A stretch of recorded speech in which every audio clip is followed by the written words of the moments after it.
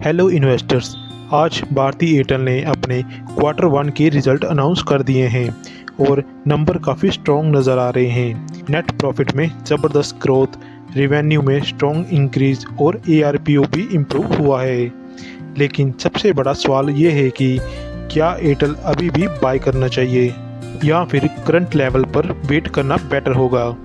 इस वीडियो में हम results, business growth, positives, risk और टेक्निकल व्यूज सब डिस्कस करेंगे।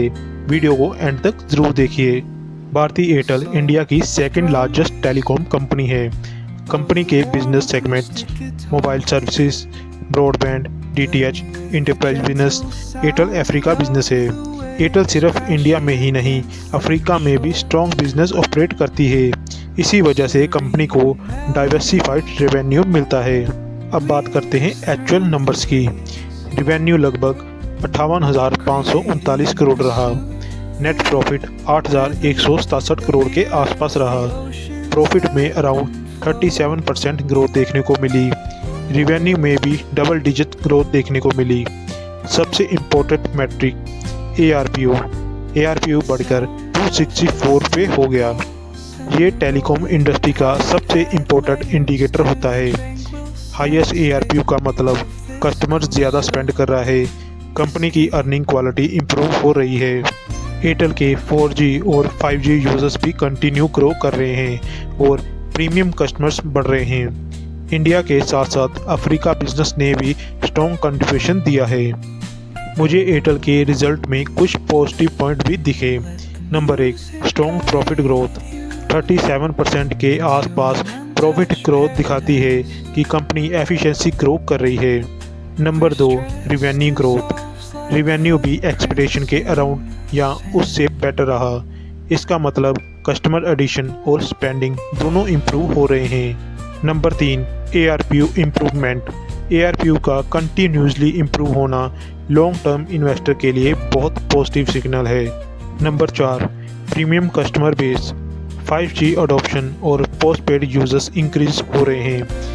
Premium customers generally higher margin generate करते हैं। Number 5, Africa business.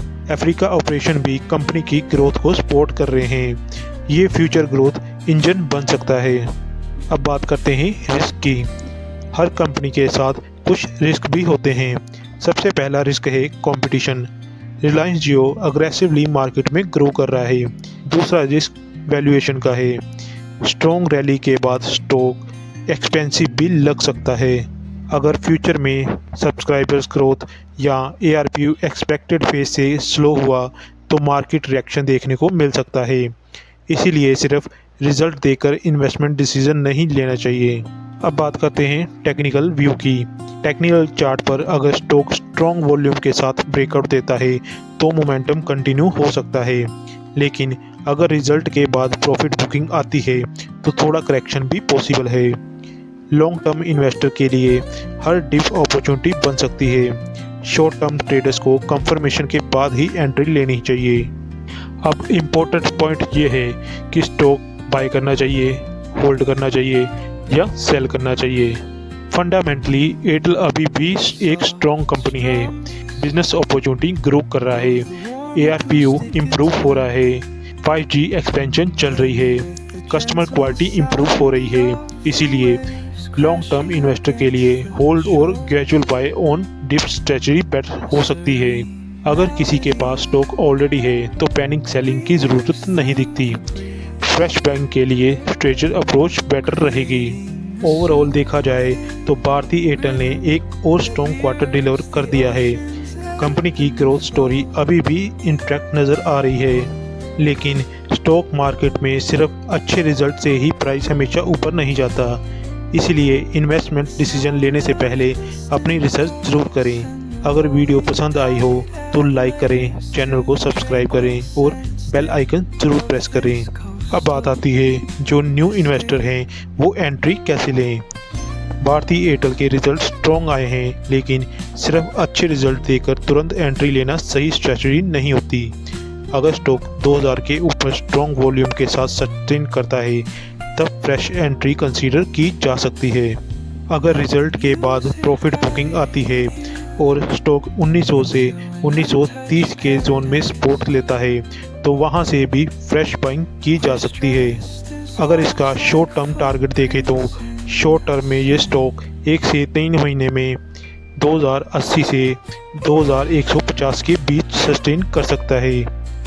Medium term की बात करें तो 6 से 12 महीने में 2250 से 2400 तक जा सकता है और स्टॉप लॉस रहने वाला है 1890 के नीचे।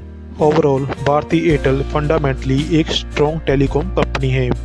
लॉन्ग टर्म इन्वेस्टर डिप्स पर और ऐड कर सकते हैं, जबकि शॉर्ट टर्म ट्रेडर्स को ब्रेकआउट कंफर्मेशन का वेट करना चाहिए। ये मेरा पर्सनल एनालिसिस है। इन्वेस्टमेंट करने से पहले अपनी रिसर्च जरूर करें। मिलते हैं नेक्स्ट वीडियो में। जय हिंद।